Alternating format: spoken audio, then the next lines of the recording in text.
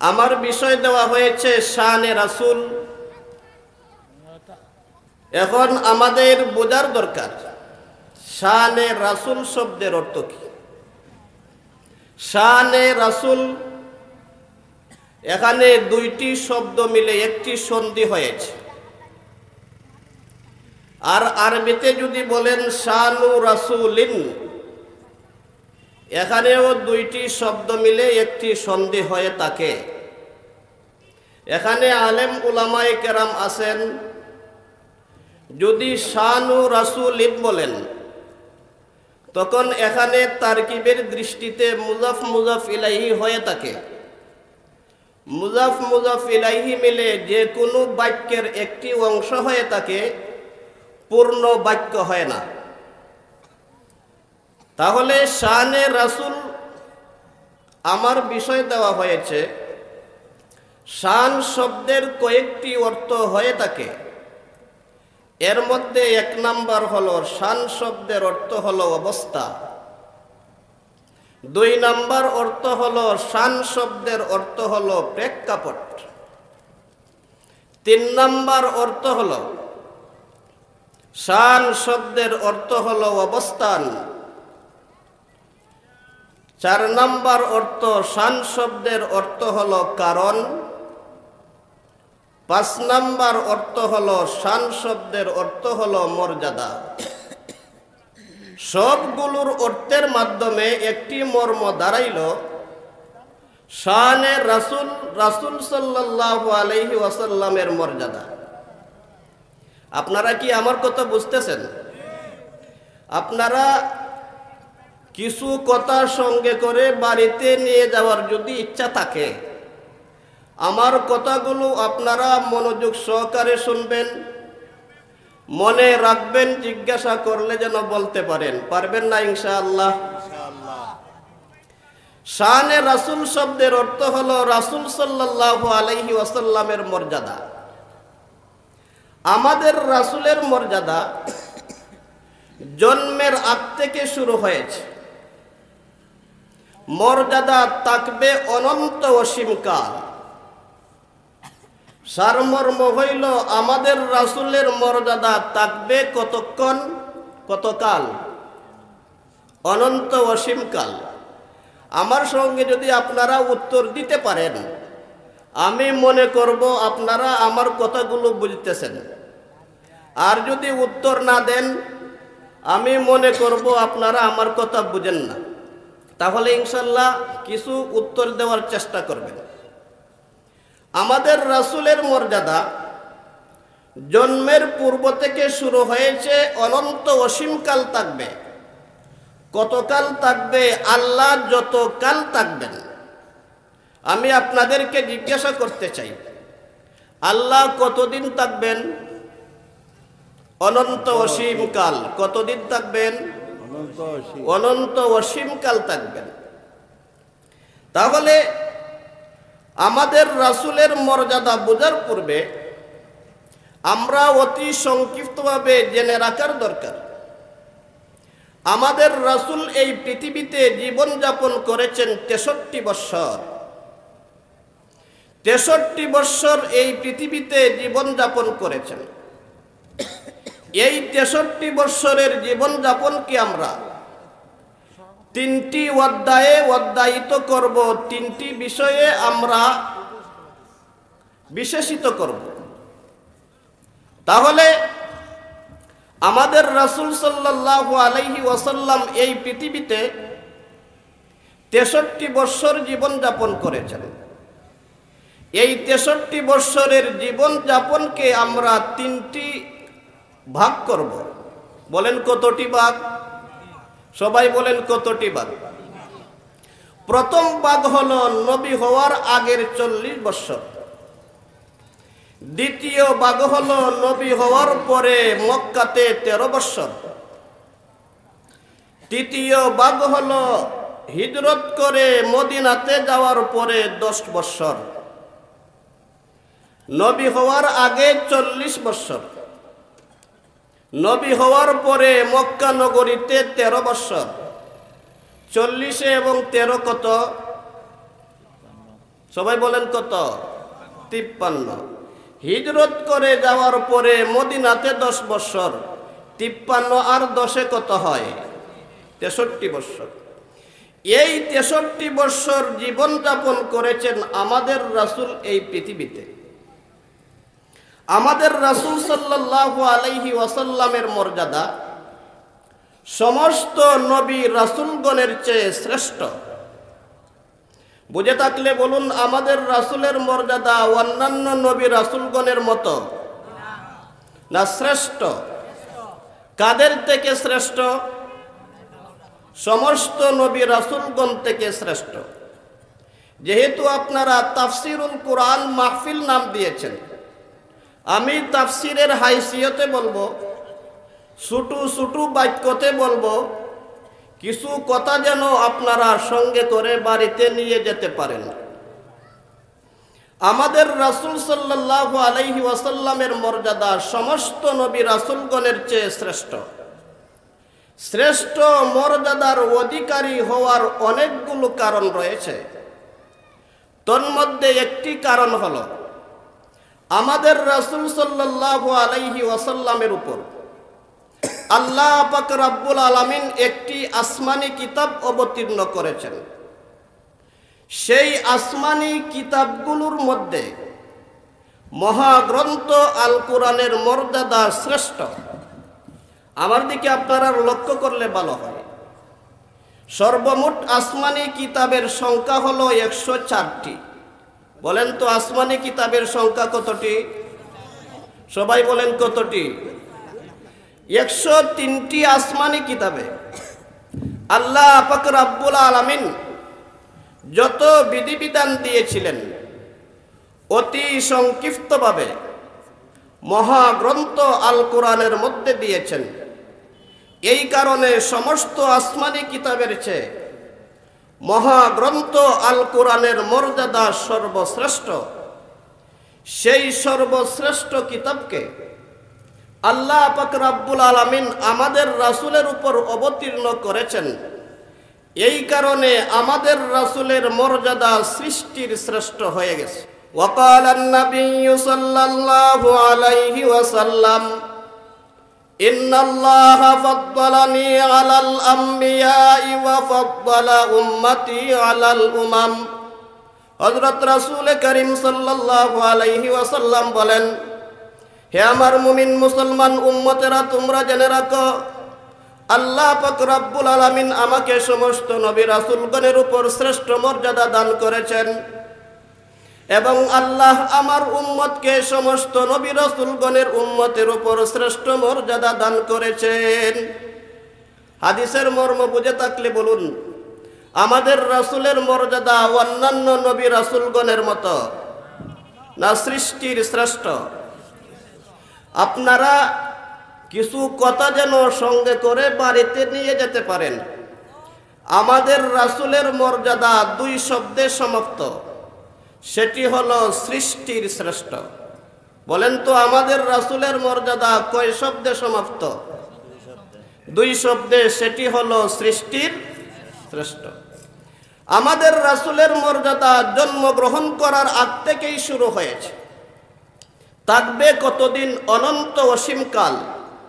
সারমর্ম হইল আল্লাহ থাকবেন যতদিন, আল্লাহ অনন্ত অসীমকাল থাকবেন, আমাদের রাসূলের মর্যাদাও অনন্ত অসীমকাল থাকবে।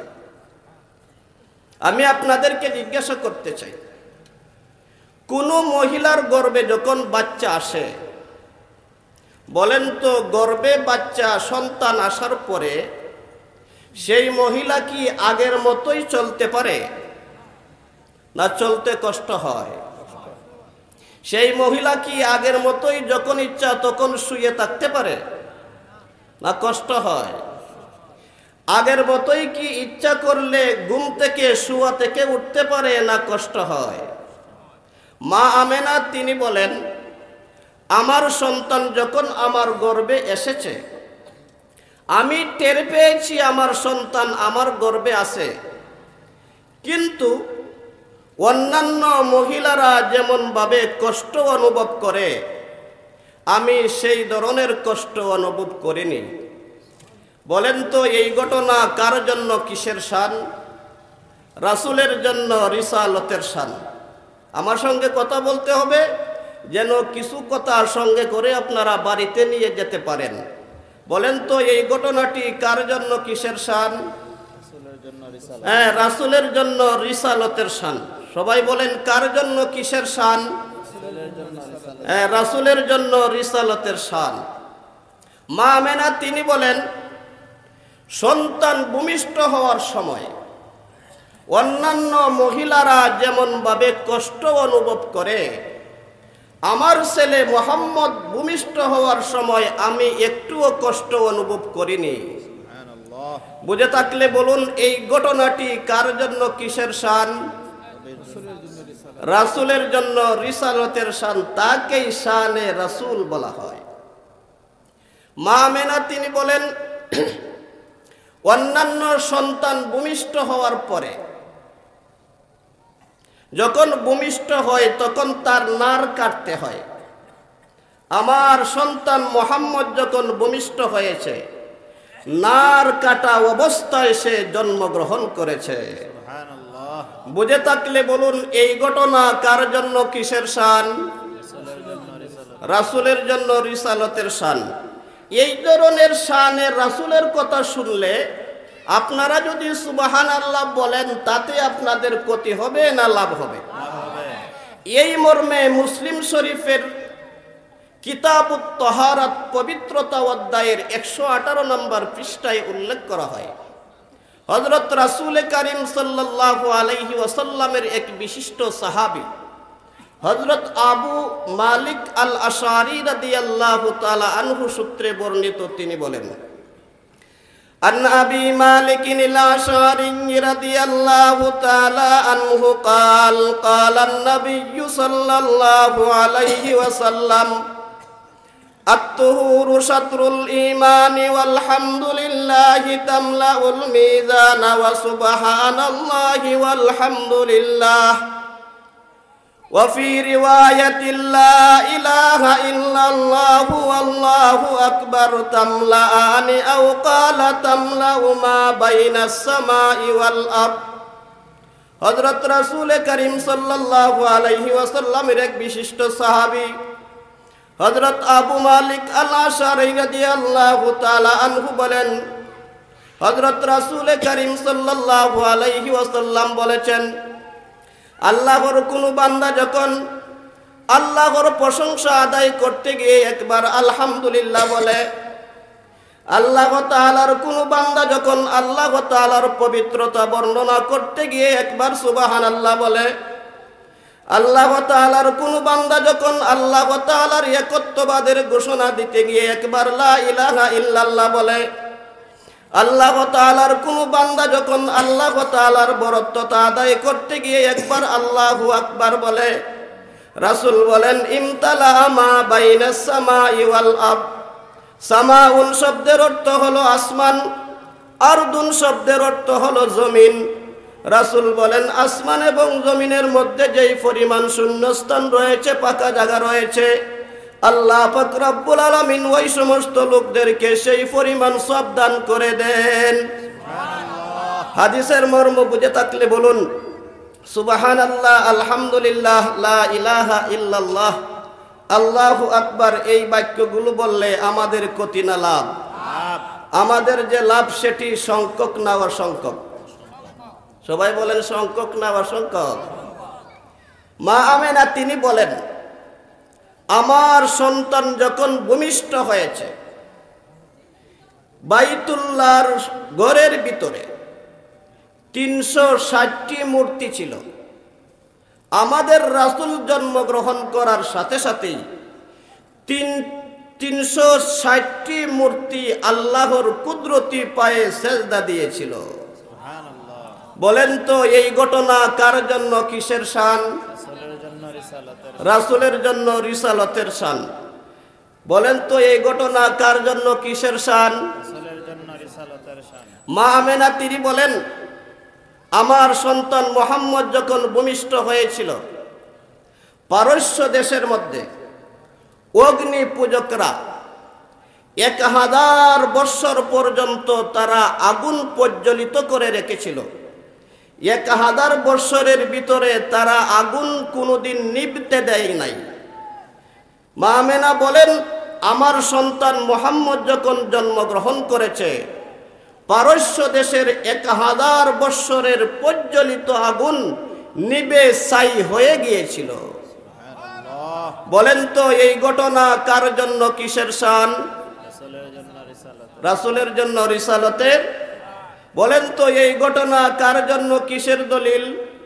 নবীর জন্য, নবুয়তের দলিল। কার জন্য, কিসের দলিল? রাসূলের জন্য, রিসালতের শান। মা আমেনা তিনি বলেন, আমার সন্তান যখন ভূমিষ্ঠ হয়েছে, তখন অন্যান্য ছেলে সন্তানদের 6 বৎসর 7 বৎসর বয়সে মুসলমানি করাইতে হয়, খতনা করাইতে হয়। কি বলেন আপনারা, করাইতে হয় না? মা আমেনা তিনি বলেন, আমার সন্তান জন্মগ্রহণ করার পরে আমি দেখেছি খতনা করা অবস্থায় সে জন্মগ্রহণ করেছে। বলেন তো এই ঘটনাটি কার জন্য, কিসের শান? কার জন্য, কিসের দলিল? নবীর জন্য, নবুয়তের দলিল। কথা বলতে হবে, এই ঘটনা কার জন্য, কিসের দলিল? কার জন্য, কিসের শান? আপনারা আমার বিষয় ধার্য করে দিয়েছেন শানে রাসূল, তাহলে শানে রাসূল কি আপনারা বুঝতেছেন? শুধু তাই নয়, দারিমি শরীফের এক হাদিসে হযরত রাসূল করিম সাল্লাল্লাহু আলাইহি ওয়াসাল্লামের এক বিশিষ্ট সাহাবী হযরত জাবির ইবনে আব্দুল্লাহ তিনি বলেন, আন জাবির ইবনে আব্দুল্লাহ রাদিয়াল্লাহু তাআলা আনহু قال ইন্নান নাবিয়্য সাল্লাল্লাহু আলাইহি ওয়াসাল্লাম লাম ইয়াসলুক তরিকান ফায়াতবাউহু আহাদুন ইল্লা আরাফা আন্নাহু ক্বাদ সালাহকাহু মিন তিবি আরফিহি ওয়া ফি রিওয়ায়াতিন আও ক্বালা মিন রিহি ইরকিহি। হযরত রাসূল করিম সাল্লাল্লাহু আলাইহি ওয়াসাল্লামের শান বর্ণনা করতে গিয়ে তার এক বিশিষ্ট সাহাবী জাবির ইবনে আব্দুল্লাহ তিনি বলেন, আল্লাহর রাসূল যখন রাস্তা দিয়ে হেঁটে যাইতেন, তখন রাসূলের শরীর মোবারক থেকে মেশকে আম্বরের মতো সুঘ্রাণ বের হইতেই থাকত। বলেন তো এই ঘটনাটি কার জন্য, কিসের দলিল? এই ঘটনাটি কার জন্য, কিসের শান? রাসূলের জন্য, রিসালতের শান। এগুলো আপনারা শুনতে শুনতে অভ্যস্ত হবেন। এই জন্য ছোট ছোট বাক্যের মাধ্যমে আমি বলতেছি, যেন কিছু কথা আপনারা সঙ্গে করে বাড়িতে নিয়ে যেতে পারেন। শুধু তাই নয়, বাইহাকি শরীফের এক হাদিসে উল্লেখ আছে, আল্লাহর রাসূল সাল্লাল্লাহু আলাইহি ওয়াসাল্লাম যখন রাস্তা দিয়ে হেঁটে যাইতেন, তখন আসমানের মেঘমালাগুলো রাসূলের মাথা মুবারকের উপর এসে ছায়া দান করত। বলেন তো এই ঘটনা কার জন্য, কিসের শান? মাশাআল্লাহ। তাহলে আমার কথা আপনারা বুঝতেছেন। শুধু তাই নয়, রাসূল যখন কোন স্থানে বসা থাকতেন, তখন আশেপাশের গাছগুলো এসে রাসূলের মাথা মুবারকের উপর ছায়া দান করত। বলেন তো এই ঘটনা কার জন্য, কিসের শান? শুধু তাই নয়, আয়েশা রাদিয়াল্লাহু তাআলা আনহা তিনি বলেন, আমি রাসূলের গাম মুবারক ছোট ছোট শিশির মধ্যে আমি ভরে রাখতাম, ঢুকিয়ে রাখতাম। বিভিন্ন বিবাহের অনুষ্ঠানে মানুষ আমার নিকট থেকে রাসূলের গাম মুবারক নিয়ে যাইত, তারা সুগন্ধি হিসাবে তারা ব্যবহার করত। বলেন তো এই ঘটনাটি কার জন্য, কিসের শান? রাসূলের জন্য, রিসালতের। আমাদের রাসূল যখন পেশাব করতেন, আমাদের রাসূল যখন পায়খানা করতেন, তখন রাসূলের পেশাব, রাসূলের টয়লেট, পায়খানা এগুলো মাটি খেয়ে ফেলত। কেন খেয়ে ফেলতো? সুগন্ধি। আমাদের রাসূল পেশাব করলে পেশাব থেকে সুগন্ধ বের হইতেই থাকত। বলেন তো, আমরা যদি পেশাব করি মেশকে আম্বরের মতো ঘ্রাণ বের হয় না দুর্গন্ধ বের হয়? আর আমাদের রাসূল যখন পেশাব করতেন তখন তার পেশাব মুবারক থেকে সুগন্ধি বের হইতেই থাকত। বলেন তো, এই ঘটনাটি কার জন্য কিসের দলিল? নবীর জন্য নবুয়তের দলিল। শুধু তাই নয়, আমাদের রাসূলের বয়স যখন 4 বৎসর ছিল তখন জিবরিল ফেরেশতা আল্লাহর হুকুমে আসলেন, তাকে মাটির মধ্যে শুয়াইলেন, তার বুক ছিঁড়লেন, ফাড়লেন। রাসূল একটুও কষ্ট অনুভব করেননি। বুকের ভিতরে যা কিছু আছে এগুলো বের করে জমজমের পানি দিয়ে পরিষ্কার করে এভাবে ছাপ দিছেন, আগের মতো জোড়া লাগিয়ে গিয়েছিল। রাসূলের কোনো কষ্ট হয় নাই, রাসূল কোনো কষ্ট অনুভব করেন নাই। বলেন তো, এই ঘটনা কার জন্য কিসের শান?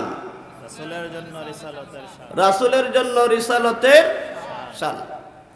এখন আমাদের রাসূল সাল্লাল্লাহু আলাইহি ওয়াসাল্লামের পক্ষ থেকে আল্লাহ পাক রব্বুল আলামিন কুদরতিভাবে কিছু ঘটনা ঘটাইলেন।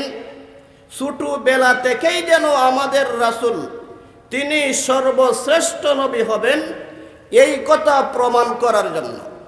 আমি আপনাদেরকে জিজ্ঞাসা করতে চাই, কোনো ছোট 4 বৎসরের বাচ্চাকে যদি শুয়ানোর পরে বুক চিরা হয়, ফাড়া হয়, বলেন তো এভাবে চাপ দিলেই কি জোড়া লেগে যাবে?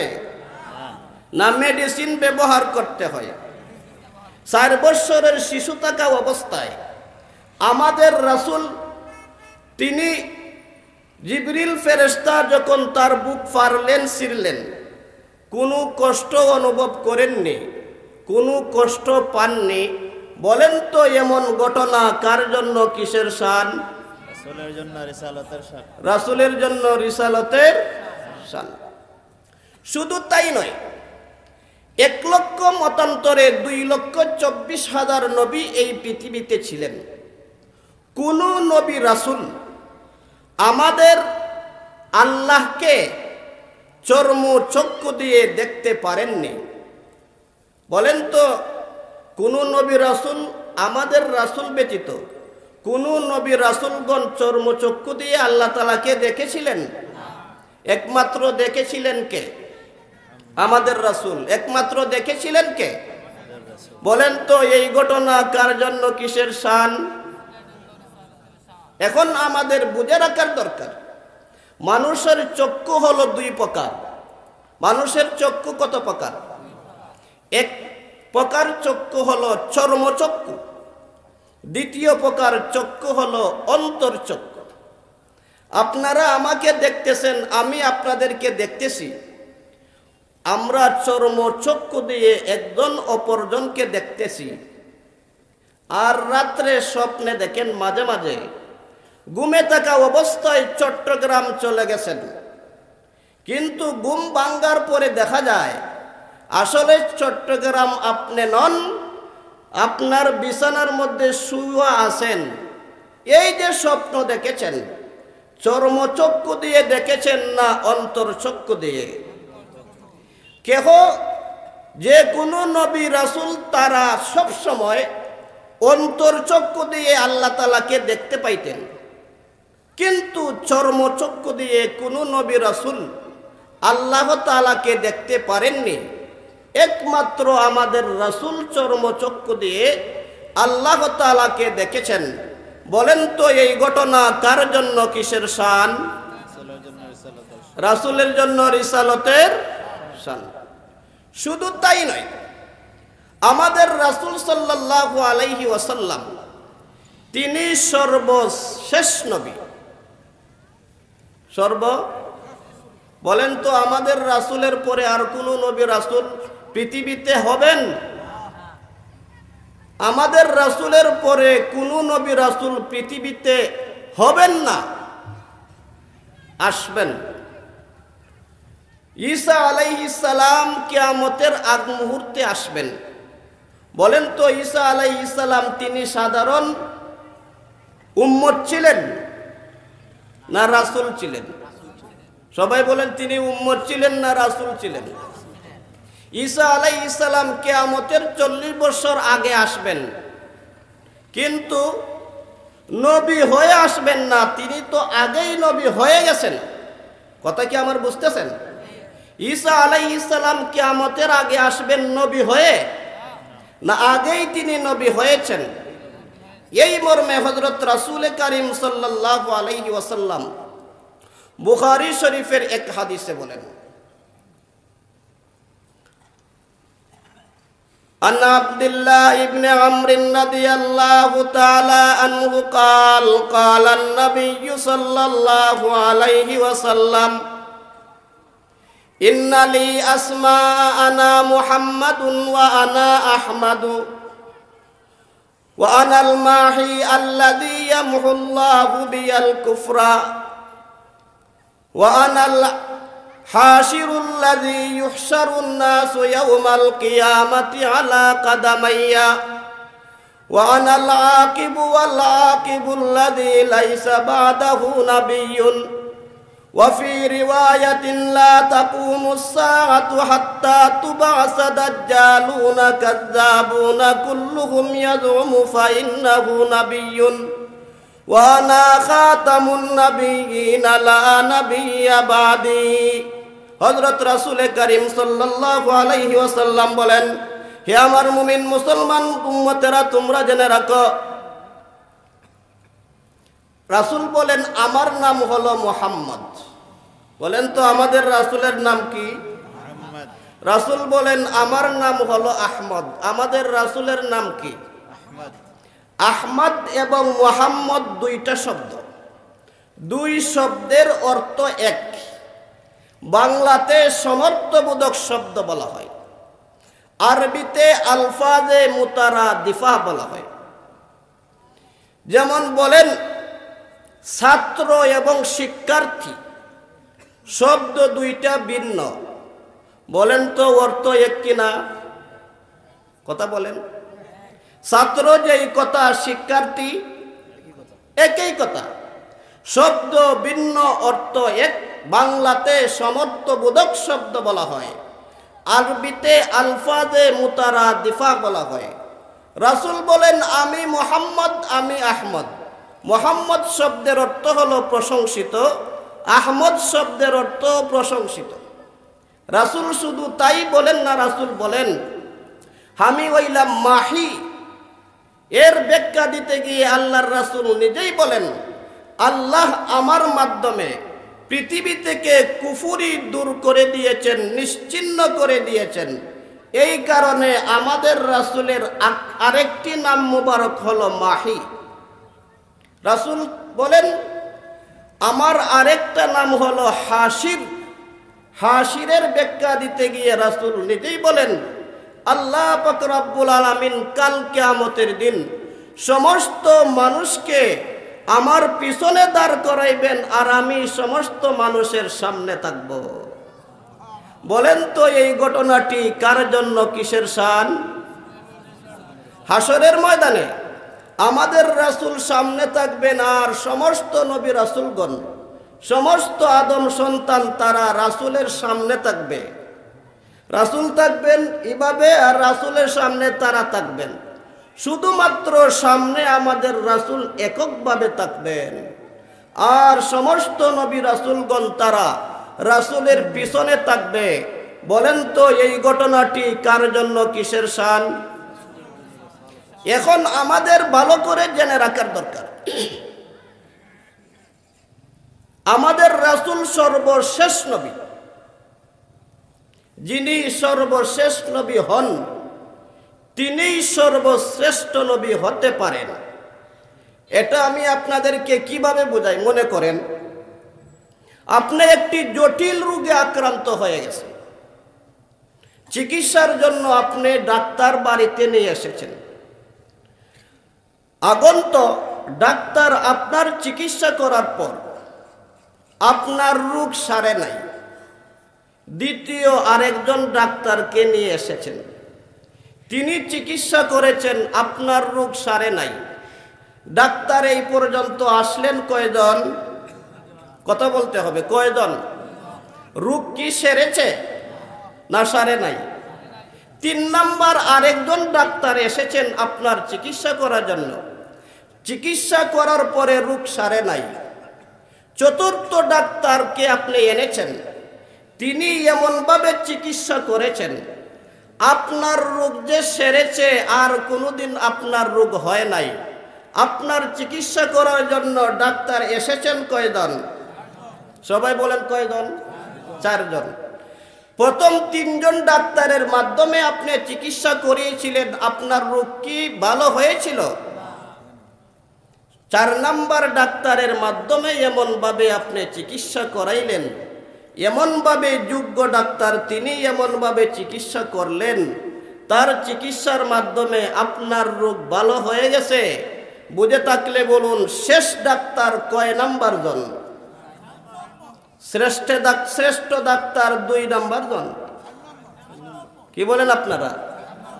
ঠিক তেমনি ভাবে হযরত রাসূল কারীম সাল্লাল্লাহু আলাইহি ওয়াসাল্লাম তিনি সর্বশেষ নবী। যিনি সর্বশেষ নবী হন তিনি সর্বশ্রেষ্ঠ নবী হতে পারেন। এই কারণে হযরত রাসূল কারীম সাল্লাল্লাহু আলাইহি ওয়াসাল্লাম বলেন, আল্লাহ পাক রব্বুল আলামিন আমাকে সমস্ত নবী রাসূলগণের উপর শ্রেষ্ঠ মর্যাদা দান করেছেন। এর ব্যাখ্যা দিতে গিয়ে মুহাদ্দিসিনে কেরাম হাদিসের ব্যাখ্যায় উল্লেখ করেছেন, যতক্ষণ পর্যন্ত আমাদের রাসূল জান্নাতে প্রবেশ না করবেন ততক্ষণ পর্যন্ত একজন নবী রাসূলও জান্নাতে প্রবেশ করতে পারবেন না। সুবহানাল্লাহ। বলেন তো এই ঘটনা কার জন্য কিসের শান? রাসূলের জন্য রিসালাতের শান। কার জন্য কিসের দলিল? নবীর জন্য নবুয়তের। নবীর জন্য নবুয়তের দলিল, রাসূলের জন্য রিসালাতের শান। শুধু তাই নয়, হযরত রাসূল কারীম সাল্লাল্লাহু আলাইহি ওয়াসাল্লাম হাদিস শরীফে উল্লেখ করেছেন, আল্লাহ নিজেই মহাগ্রন্থ আল কোরআনে উল্লেখ করে দিয়েছেন, আদম আলাইহিস সালাম থেকে নিয়ে ঈসা আলাইহিস সালাম পর্যন্ত আল্লাহ প্রত্যেক নবী রাসূলদেরকে এই পৃথিবীতে পাঠানোর আগেই তাদের থেকে ওয়াদা নিয়েছিলেন, তোমরা দুনিয়াতে যাও, আমার পয়গম্বর মুহাম্মদকে যদি তোমরা পাও তাহলে তোমরা তার উপর ঈমান আনবে এবং দাওয়াত এবং তাবলীগের কাজে তাকে সাহায্য করবে। এখন আমি আপনাদেরকে জিজ্ঞাসা করতে চাই, আমাদের রাসূল কি আদম আলাইহিস সালামের আগেই দুনিয়াতে এসেছিলেন না একবারে শেষে? আল্লাহ কি জানেন না কোন নবী রাসূলগণ আমাদের রাসূলকে পাবেন না? আল্লাহ কি জানেন না? অবশ্যই জানেন। জানা সত্ত্বেও আমাদের রাসূলের উপর ঈমান আনয়ন করার জন্য বললেন কেন? আয়াতের ব্যাখ্যায় মুফাসসিরিনে কেরাম তাফসীরের কিতাবে উল্লেখ করেছেন, এর দ্বারা আল্লাহ পাক রব্বুল আলামিন সমস্ত নবী রাসূলদেরকে আমাদের নবীর উম্মত সাব্যস্ত করে দিয়েছেন। বলেন তো এই ঘটনা কার জন্য কিসের শান? সবাই বলেন কার জন্য কিসের শান? শুধু তাই নয়, কোন নবী রাসূলগণ তারা 7 নাম্বার আসমানের উপরে গিয়ে আল্লাহ তাআলার সঙ্গে কথাবার্তা বলেছেন, এই ধরনের প্রমাণ কোরআনে কারিমের মধ্যেও নাই। রাসূলের প্রায় 10 লক্ষ হাদিস এই দুনিয়াতে রয়েছে। উলুমুল হাদিস শাস্ত্র এর গণনা মতে আমাদের রাসূলের হাদিস সারা দুনিয়াতে কম বেশি 10 লক্ষ রয়েছে। কয় লক্ষ? 10 লক্ষ। 10 লক্ষ হাদিসের কোনো হাদিসে উল্লেখ নাই কোন নবী রাসূল তারা 7 নাম্বার আসমানের উপরে গিয়ে আল্লাহ তাআলার সঙ্গে কথাবার্তা বলেছেন। এই ধরনের কোন নজির পৃথিবীতে নাই। একমাত্র আমাদের রাসূল প্রথম আসমান সেট করে দ্বিতীয় আসমানে গেলেন, দ্বিতীয় আসমান থেকে তৃতীয় আসমানে, তৃতীয় আসমান থেকে চতুর্থ আসমানে, চতুর্থ আসমান থেকে পঞ্চম আসমানে, পঞ্চম আসমান থেকে ষষ্ঠ আসমানে, ষষ্ঠ আসমান থেকে সপ্তম আসমানে, সপ্তম আসমান থেকে সিদরাতুল মুনতাহা পার হয়ে জান্নাত জাহান্নামে গিয়ে জান্নাত জাহান্নাম পরিদর্শন করে সরাসরি চর্মচক্ষু দিয়ে আল্লাহ তাআলাকে দেখে আল্লাহ তাআলার সঙ্গে কথাবার্তা বলেছেন। বলেন তো এই ঘটনা কার জন্য, কিসের শান? রাসূলের জন্য রিসালাতের শান। সবাই বলুন, এই ঘটনা কার জন্য, কিসের শান? রাসূলের জন্য রিসালাত। রাসূলের জন্য রিসালতের। আগের আলোচনা বুঝে থাকলে বলুন, আমাদের রাসূল এই পৃথিবীতে কত বৎসর জীবন যাপন করেছিলেন? 63 বৎসরের জীবন ইতিহাসকে আমরা কয় ভাগে বিভক্ত করেছিলাম? 3 ভাগে। প্রথম ভাগ হলো নবী হওয়ার আগের 40 বৎসর, দ্বিতীয় ভাগ হলো নবী হওয়ার পরে মক্কাতে 13 বৎসর, তৃতীয় ভাগ হলো হিজরত করার পরে মদিনাতে 10 বৎসর। 40 আর 13 কত হয়? 53। কত হয়? আর 53 আর 10 কত হয়? এই 63 বৎসর জীবনযাপন আমাদের রাসূল এই পৃথিবীতে করেছেন। যেই বিষয় দেওয়া হয়েছে শানে রিসালত, শানে রিসালতের আলোচনা হবে এবং নবী হওয়ার পর থেকে নিয়ে মৃত্যুর আগ পর্যন্ত রাসূল কি করেছেন এবং উম্মতদেরকে কি করতে বলেছেন। যদি শানে রিসালতের আলোচনায় আমরা এগুলো জানতে পারি, মনে রাখতে পারি, তাহলে তাফসিরুল কুরআন মাহফিলে এসে বলেন তো আমাদের ক্ষতি হবে না লাভ হবে? বলেন তো এই ধরনের তাফসিরুল কুরআন মাহফিলে আসলে আমাদের ক্ষতি না লাভ? তাহলে আমাদের রাসূল সাল্লাল্লাহু আলাইহি ওয়াসাল্লাম নবী হওয়ার আগে যত ঘটনা ঘটেছে এগুলো আমাদের রাসূলের জন্য রিসালতের শান। তাহলে রাসূল নবী হওয়ার পর থেকে নিয়ে মৃত্যুর আগ পর্যন্ত যা নিজে করেছেন, উম্মতদেরকে যা করতে বলেছেন, তার সমষ্টির নাম হলো রাসূলের তরিকা। বলেন তো তার সমষ্টির নাম কি? রাসূল যা নিজে করেছেন, উম্মতদেরকে যা করতে বলেছেন, এর সমষ্টির নাম হলো রাসূলের তরিকা। পক্ষান্তরে রাসূল নিজে যা করেছেন, উম্মতদেরকে করতে বলেননি, তাহা রাসূলের তরিকা নয়, তাহা রাসূলের। বলেন তো আপনারা রাসূলের তরিকা মানতে রাজি আছেন কিনা? আপনারা যে রাসূলের তরিকা মানবেন, ঈমান অবস্থায় মানবেন না বেঈমান অবস্থায় মানবেন? আমি আপনাদেরকে জিজ্ঞাসা করতে চাই, আমাদের মাথার উপরে লাইট ঝুলানো রয়েছে, ঝুলানো আছে কিনা? যদি কারেন্ট না থাকে আপনি ঝুলন্ত লাইট দিয়ে কি উপকার পাবেন? কোন উপকার পাবেন? ঠিক তেমনি ভাবে যদি ঈমান না থাকে, রাসূলের তরিকা মতো কাজ করলেও সেই কাজটি আল্লাহর কাছে গ্রহণযোগ্য হবে না।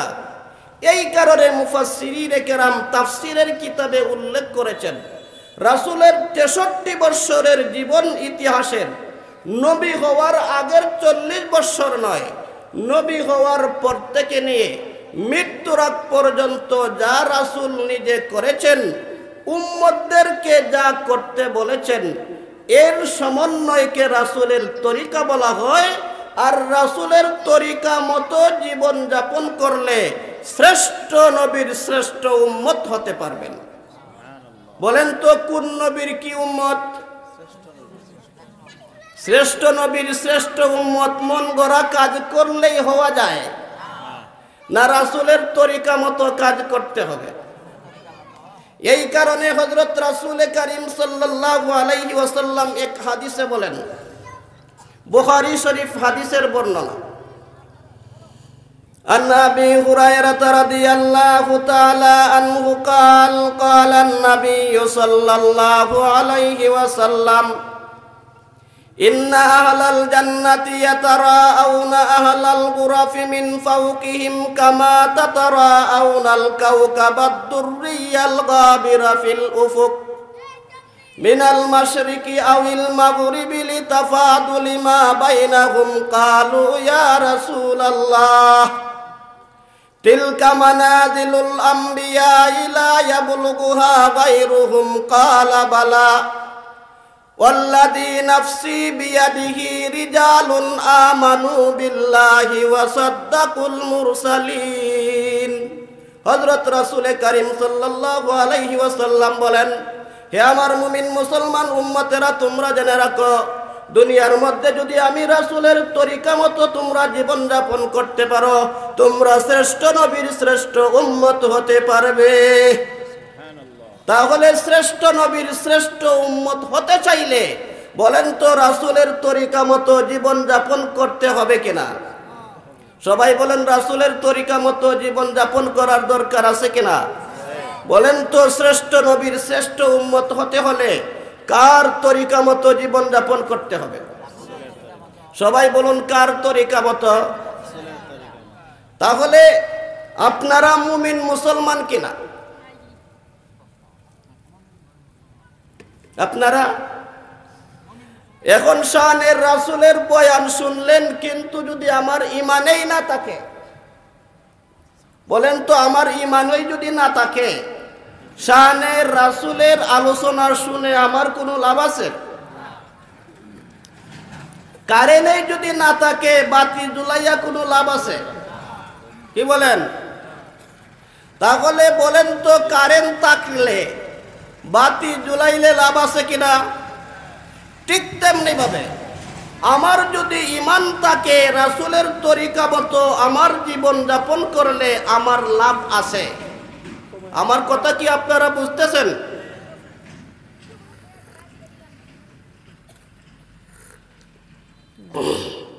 এই কারণে হযরত রাসূল করিম সাল্লাল্লাহু আলাইহি ওয়াসাল্লাম এক হাদিসে বলেন, وقال رسول الله صلى الله عليه وسلم كل أمتي يدخلون الجنة إلا من أبى قيل ومن أبى وفي رواية قالوا ومن يأبى قال من أطاعني دخل الجنة ومن عصاني فقد أبى। হযরত রাসূল করিম সাল্লাল্লাহু আলাইহি ওয়াসাল্লাম বলেন, হে আমার মুমিন মুসলমান উম্মতেরা, তোমরা জেনে রাখো, আমার প্রত্যেক উম্মত জান্নাতে যাবে। আমার প্রত্যেক উম্মত। তাহলে এই কথা বললে অনেক খুশি হয়ে যায়। রাসূল বলছেন আমার প্রত্যেক উম্মত জান্নাতে যাবে। তাহলে আমরা কি রাসূলের উম্মত নই? তাহলে নামাজ না পড়লেও জান্নাতে যাওয়া যাবে, হাদিস দ্বারা বোঝা যায়। রাসূল বলেন ইল্লা, কিন্তু আছে।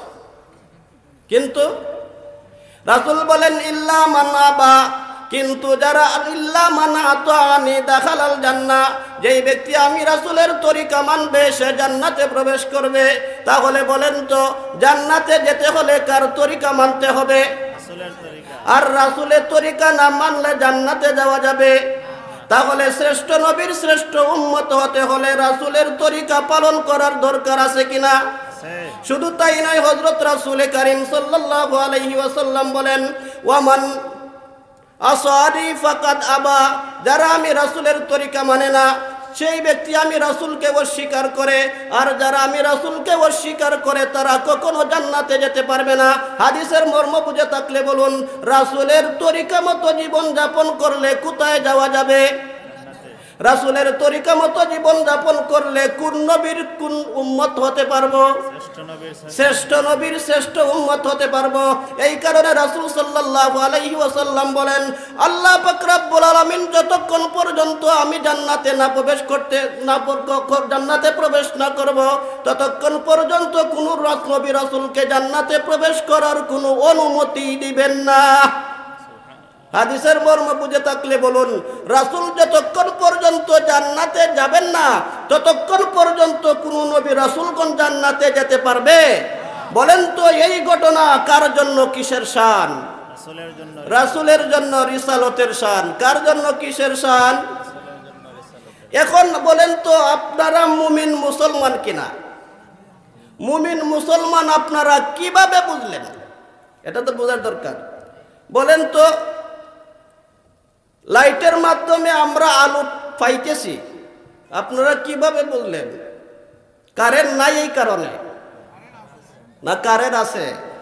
কথা বললে ভালো হয়। কারেন্ট নাই এই কারণে বাতির দ্বারা আলো পেতেছেন, পাইতেছেন, না কারেন্ট আছে? তাহলে কারেন্ট দ্বারা, কারেন্ট আছে বলেই বাতির মাধ্যমে আলো পাইতেছি, এটা তো আমরা অনুভব করতে পারতেছি। কিন্তু আপনারা মুমিন মুসলমান কিনা আপনারা কিভাবে বুঝবেন? এটা তো বোঝার দরকার। কি বলেন? এই কারণে হযরত রাসূল করিম সাল্লাল্লাহু আলাইহি ওয়াসাল্লামের একটা লম্বা হাদিস রয়েছে। মুহাদ্দিসিনে কেরামদের পরিভাষায় যে হাদিসকে হাদিসে জিবরিল বলা হয়, এই হাদিস আমি প্রায় 16 বছর ধরে পড়াইতেছি। কত বছর ধরে? এই হাদিসকে হাদিসে জিবরিল বলা হয়। এখন একটা প্রশ্ন, যদি কোনো প্রশ্ন আসে আমি নিজে প্রশ্ন করব, এর উত্তর আমি দিয়ে দিব। প্রশ্নটি হলো, আমি হাদিসে জিবরিল বলেছি, জিবরাইল বলেনি। কি বলেছি? জিবরিল। অনেকের মনে প্রশ্ন জাগতে পারে, হুজুর আমরা ছোটবেলা থেকেই জিবরাইল জিবরাইল নাম শুনে এসেছি, কিন্তু আপনি জিবরিল বললেন, এর কারণ কি? মনে মনে জাগতে পারে কিনা? এমন প্রশ্নের জবাব দিতে গিয়ে মুহাদ্দিসিনে কেরাম হাদিসের ব্যাখ্যায় উল্লেখ করেছেন, জিবরিল একজন ফেরেশতা, তিনি আল্লাহ তাআলার একজন প্রসিদ্ধ এবং জলিল কদর একজন ফেরেশতা। সেই ফেরেশতার নাম হলো জিবরিল। জিবরিল ফেরেশতার নামকে 3 ভাবে পড়া যায়। কতভাবে? সবাই বলেন কতভাবে? 1 নাম্বার জিবরিল, 1 নাম্বার, 2 নাম্বার জাবরাইল, 3 নাম্বার জিবরাইল। 1 নাম্বার জিবরিল, 2 নাম্বার জাবরাইল, 3 নাম্বার জিবরাইল। এই 3টা নামের মধ্যে সবচেয়ে গ্রহণযোগ্য নাম হলো জিবরিল। জিবরাইল বললেও শুদ্ধ আছে, জাবরাইল বললেও শুদ্ধ আছে, কিন্তু সবচেয়ে শুদ্ধ হইল জিবরিল বলা। কি বলা? কারণ জিবরিল শব্দ আল্লাহ নিজেই কুরআনুল কারীমের মধ্যে উল্লেখ করেছেন। এই কারণে আমি জিবরাইল না বলে আমি জিবরিল বলেছি। কি বলেছি? রাসূলের একটা লম্বা হাদিস রয়েছে, যে হাদিসকে মুহাদ্দিসিনে কেরামদের পরিভাষায় হাদিসে জিবরিল বলা হয়। সেই হাদিসে উল্লেখ আছে, 6টা কথা বিশ্বাস করলে মানুষ মুমিন মুসলমান হতে পারে। 6টা কথা বিশ্বাস করলে, বলেন তো কয়টা কথা? এখন আমি আপনাদেরকে জিজ্ঞাসা করতে চাই, এই 6টা কথা আপনারা বিশ্বাস করেন? এই 6টা কথা কুরআনে কারীমের বিভিন্ন স্থানে বিক্ষিপ্ত হয়ে আছে। রাসূলের 10 লক্ষ হাদিসের বিভিন্ন হাদিসে বিক্ষিপ্ত হয়ে আছে। উম্মতের শীর্ষস্থানীয় উলামায়ে কেরাম সেই 6টা কথাকে একটি কালেমার অন্তর্ভুক্ত করে দিয়েছেন। ওই কালেমার নামকরণ করেছেন ঈমানে মুফাসসাল করে। কি? যেই হাদিসকে হাদিসে জিবরিল বলা হয়, সেই হাদিসে এই 6টা কথা একসঙ্গে উল্লেখ আছে। عن عمر بن الخطاب رضي الله تعالى عنه قال بينما نحن عند رسول الله صلى الله عليه وسلم ذات يوم إذ طلع علينا رجل شديد بياض الثياب شديد سواد الشعر لا يرى عليه أثر السفر ولا يعرفه منا أحد حتى جلس إلى النبي صلى الله عليه وسلم فأسند ركبتيه إلى ركبتيه ووضع كفيه على فخذيه فقال يا محمد أخبرني عن الإيمان قال أن تؤمن بالله وملائكته وكتبه ورسله واليوم الآخر والقدر خيره وشره من الله تعالى والبعث بعد الموت। জিবরিল ফেরেশতা আমাদের রাসূলের সামনে ও পরিচিত ব্যক্তির রূপ ধারণ করে আমাদের রাসূলের নিকট এসে কয়েকটি প্রশ্ন করেছিলেন। তন্মধ্যে একটি প্রশ্ন হলো, বলেন তো ঈমান কাকে বলা হয়? কি সম্পর্কে প্রশ্ন করেছিলেন? কে প্রশ্ন করেছিলেন? কাকে প্রশ্ন করেছিলেন? কি সম্পর্কে প্রশ্ন করেছিলেন? প্রশ্নকারী হলেন জিবরিল ফেরেশতা। আর আমাদের রাসূলকে প্রশ্ন করেছিলেন ঈমান সম্পর্কে। কোন সম্পর্কে? জিবরিল ফেরেশতার প্রশ্নের জবাবে হযরত রাসূল করিম সাল্লাল্লাহু আলাইহি ওয়াসাল্লাম ঈমানের 6টি মূল কথা বলে দিয়েছেন। কয়টি? 1 নাম্বার আমানতু বিল্লাহ, আমি আল্লাহ বিশ্বাস করলাম। এখন আমি আপনাদেরকে জিজ্ঞাসা করতে চাই, আপনারা আল্লাহ বিশ্বাস করেন? সবাই বলেন আল্লাহ বিশ্বাস করেন। 2 নাম্বার ওয়া মালাইকাতিহি, আল্লাহ তাআলার ফেরেশতাদেরকে বিশ্বাস করলাম। আপনারা আল্লাহ তাআলার ফেরেশতাদেরকে বিশ্বাস করেন? 3 নাম্বার আসমানি কিতাবগুলো বিশ্বাস করলাম। আপনারা আসমানি কিতাবগুলো বিশ্বাস করেন? 4 নাম্বার নবী রাসূলদেরকে বিশ্বাস করলাম। নবী রাসূলদেরকে বিশ্বাস করেন? 5 নাম্বার তাকদীর তথা ভাগ্য তালিকা বিশ্বাস করলাম। আপনারা আপনাদের ভাগ্য তালিকা বিশ্বাস করেন? 6 নাম্বার আখিরাত বিশ্বাস করলাম। এখন আমি জিজ্ঞাসা করতে চাই, আপনারা আখিরাত বিশ্বাস করেন? এই 6 কথা বিশ্বাস করলে মানুষ মুমিন মুসলমান হতে পারে। এখন আমি আপনাদেরকে জিজ্ঞাসা করতে চাই, আপনারা মুমিন মুসলমান কিনা? কিভাবে বুঝলেন? 6 কথা বিশ্বাস করি। হ্যাঁ, বলতে হবে। কিভাবে বুঝলেন? 6 কথা বিশ্বাস করেন। 6 কথা বিশ্বাস করেন বলেই আপনারা মুমিন মুসলমান। আর যারা মুমিন মুসলমান হয় তারা যদি জান্নাতে হতে হয় তাহলে রাসূলের তরিকা মতো এই দুনিয়াতে জীবন যাপন করতে হবে। কার তরিকা মতো? এই মর্মে হযরত রাসূল করিম সাল্লাল্লাহু আলাইহি ওয়াসাল্লাম তিরমিজি শরীফের এক হাদিসে বলেন, عن عبد الله بن عمرو رضي الله تعالى عنه قال قال النبي صلى الله عليه وسلم لا يأتين على أمتي ما أتى على بني إسرائيل حذو النعل بالنعل حتى إن كان منهم من أتى أمه علانية لكان في أمتي من يصنع ذلك ثم قال إن بني إسرائيل تفرقت على 72 ملة وتفترق أمتي على 73 ملة كلهم في النار إلا ملة واحدة قالوا من هي يا رسول الله وفي رواية قالوا وما هي يا رسول الله قال ما أنا عليه وصحابي وفي رواية قال هي أهل السنة والجماعة أو كما قال عليه الصلاة والسلام হযরত রাসূল করিম সাল্লাল্লাহু আলাইহি ওয়াসাল্লাম বলেন, হাদিসের মর্ম এবং অর্থ বলার পূর্বে আমি আপনাদেরকে আরেকবার জিজ্ঞাসা করতে চাই, আপনারা মুমিন মুসলমান কিনা? মুমিন মুসলমান কিভাবে বুঝলেন? হ্যাঁ, মুমিন মুসলমান আপনারা কিভাবে বুঝলেন? 6 কথা বিশ্বাস করেন বলেই আপনারা মুমিন মুসলমান। তিরমিজি শরীফের এক হাদিসে রাসূল বলেন, হে আমার মুমিন মুসলমান উম্মতেরা, তোমরা জেনে রাখো বনি ইসরাইল তথা ইহুদিরা ধর্ম নিয়ে দলাদলি করে 71 দলে বিভক্ত হয়েছিল। কত দলে? রাসূল বলেন খ্রিস্টানরা ধর্ম নিয়ে দলাদলি করে 72 দলে বিভক্ত হয়েছিল। খ্রিস্টানরা ধর্ম নিয়ে দলাদলি করে কয় দলে বিভক্ত হয়েছিল? রাসূল বলেন আমার মুসলমান মুমিন মুসলমান উম্মতেরা ধর্ম নিয়ে দলাদলি করে 73টি দলে বিভক্ত হবে। কতটি দলে? বনি ইসরাইল তথা ইহুদিরা ধর্ম নিয়ে দলাদলি করে কয় দলে বিভক্ত হয়েছিল? 71। খ্রিস্টানরা ধর্ম নিয়ে দলাদলি করে কতটি দলে বিভক্ত হয়েছিল?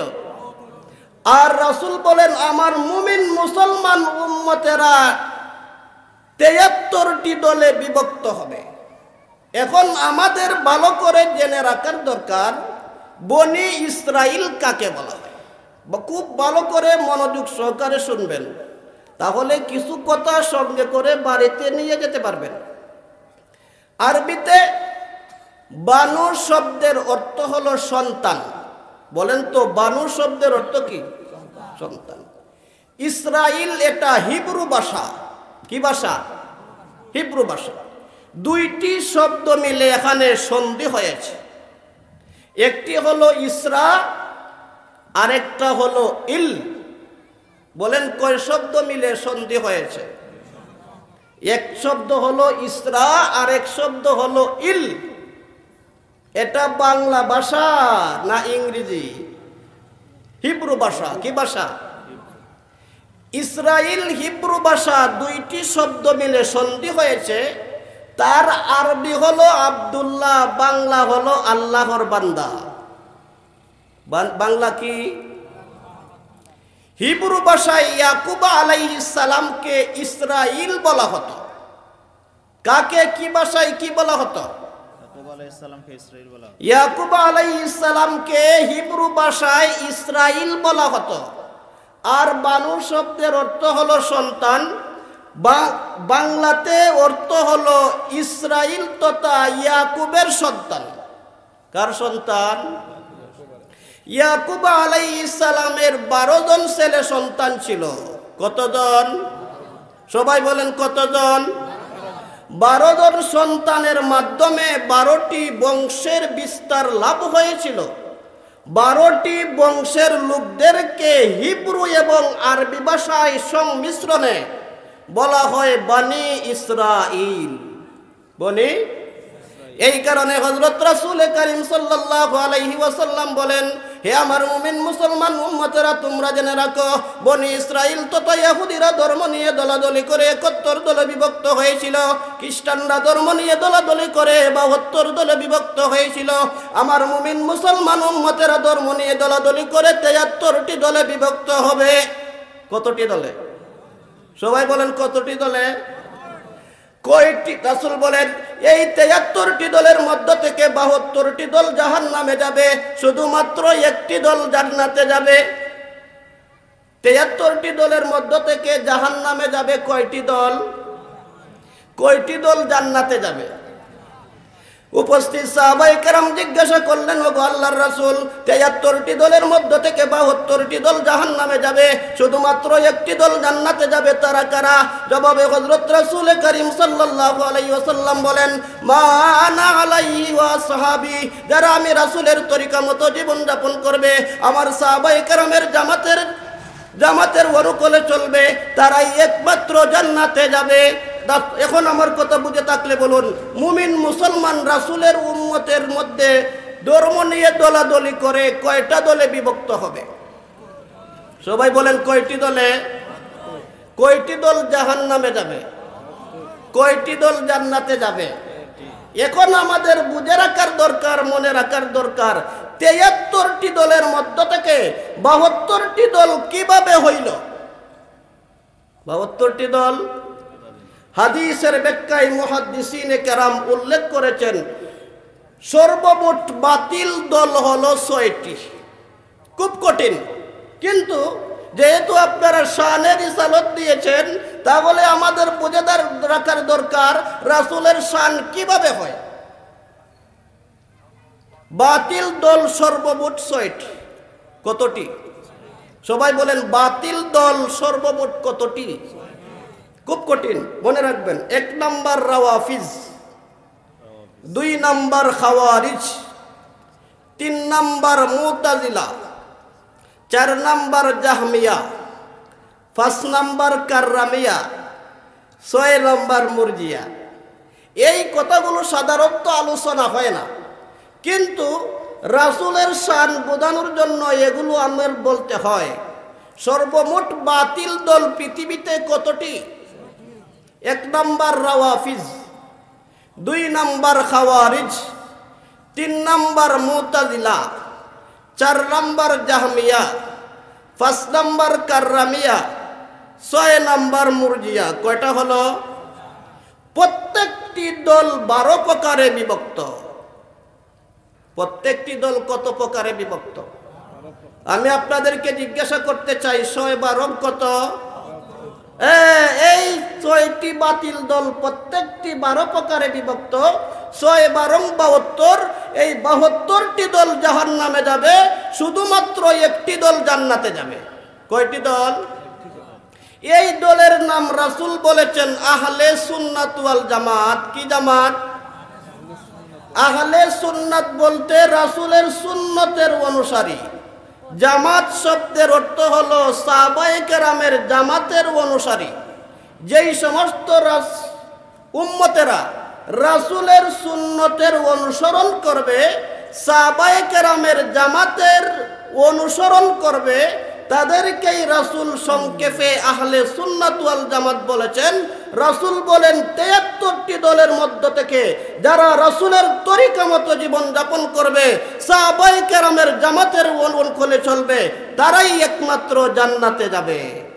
আমার কথা বুঝে থাকলে বলুন, জান্নাতে যেতে হলে কার তরিকা মতো জীবন যাপন করতে হবে? বলেন তো, রাসূলের তরিকা মতো জীবন যাপন করলে কোথায় যাওয়া যাবে? বলেন তো, এই ঘটনাটি কার জন্য কিসের শান? রাসূলের জন্য রিসালতের শান। কার জন্য কিসের শান? তাহলে আপনারা আমার বিষয় দিয়েছেন শানে রাসূল। রাসূল সাল্লাল্লাহু আলাইহি ওয়াসাল্লামের মর্যাদা সূরা কাউসার অবলম্বনে এখন আল্লাহ পাক রব্বুল আলামিন তিলাওয়াতকৃত সূরার মধ্যে বলেন, ইন্না আতাইনাকাল কাউসার। হে নবী, আমি আপনাকে কাউসার দান করেছি। সবাই বলেন তো, আল্লাহ আমাদের রাসূলকে কি দান করেছেন? সবাই বলেন, কি দান করেছেন? দান করেছেন কে? কাকে দান করেছেন? কি দান করেছেন? আল্লাহ বলেন দাতা, আমাদের রাসূল হলেন গ্রহীতা। বলেন তো, দাতাকে? গ্রহীতাকে? কি গ্রহণ করেছেন? কাউসার। এই কাউসার শব্দের ব্যাখ্যা তাফসীরের কিতাবে 40টি ব্যাখ্যা রয়েছে। কতটি ব্যাখ্যা? একটা ব্যাখ্যা অতি সংক্ষিপ্তভাবে বলেই আমার বয়ান আজকের জন্য শেষ।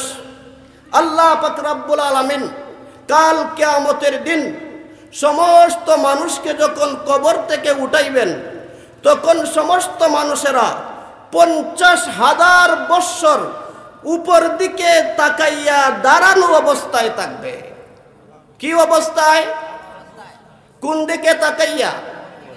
কত হাজার বৎসর? এমত অবস্থায় আল্লাহ পাক রব্বুল আলামিন জিজ্ঞাসা করবেন, লিমানিল মুলকুল ইয়াউম, আজকের দিনের রাজত্ব কার? সমস্ত মানুষ তখন নীরব অবস্থায় থাকবে। আল্লাহ তখন বলবেন, লিল্লাহিল ওয়াহিদিল কাহ্হার, আজকের রাজত্ব একমাত্র একক রাগান্বিত সত্তা আল্লাহর।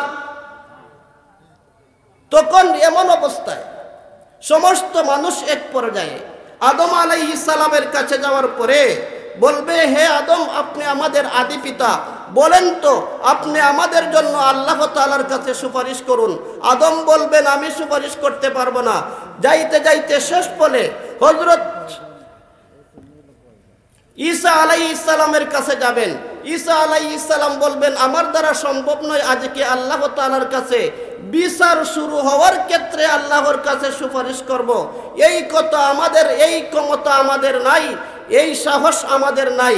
তখন তিনি বলবেন, আমি একটা কথা বলে দিতে পারি, তোমরা শেষ নবী মুহাম্মদুর রাসূলুল্লাহর কাছে যাও। সমস্ত আদম সন্তান আমাদের রাসূলের কাছে গিয়ে বলবে, হে মুহাম্মদুর রাসূলুল্লাহ, আপনি আমাদের জন্য আল্লাহর কাছে সুপারিশ করুন। আল্লাহ তাআলা যেন শুধুমাত্র বিচারটা শুরু করেন। কি শুরু করেন?